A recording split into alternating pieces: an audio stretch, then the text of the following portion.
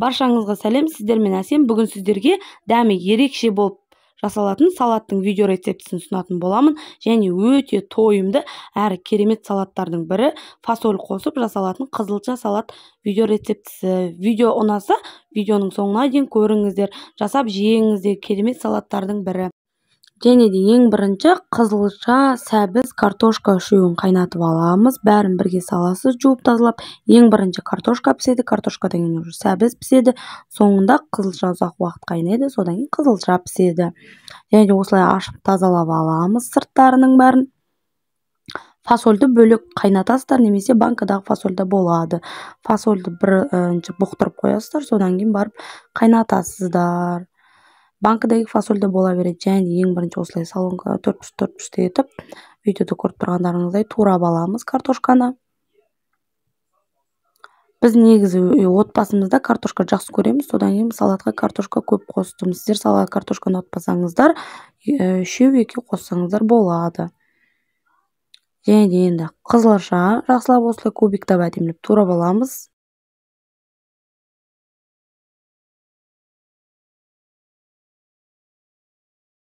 Және де енді фасоль қосамыз. Фасольді мен біраз уақытқа бұқтырып, содан кейін жақсылап қайнатып алдым. Сәбізімізді турап аламыз кубиктап әдемілеп.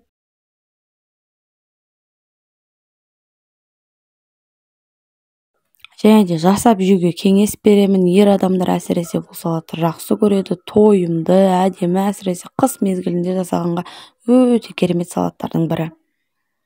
Фасоль қосылғаннан кейін дәмі тіптен керемет болады. Және де пиязымызды осылай турап, қызып тұрған майға пиязымызды қуырып, майды бетіне құятын боламыз. Кішкене тұз себеміз. Және де бұл салатқа майонез қосылмайды.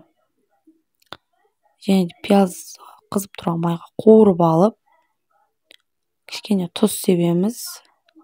Керекті мөлшерде себесіздер. Табаны отқа қойып, қыздырып, сосын май құйып, жақсылап пиязымызды қуырып аламыз. Соны майымен бірге құямыз салатқа. Осылай жақсылап араластырамыз, ас болсын.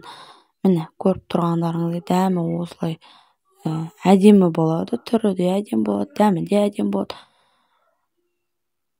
Колбаса қосылған салат жемеймін десеңіздер, осындай салат жеген ең дұрысы. Әдемі, тойымды әрі. Баршаңызға ас болсын. Видео ұнаса лайк басып, комментарий қалдырыңыздар.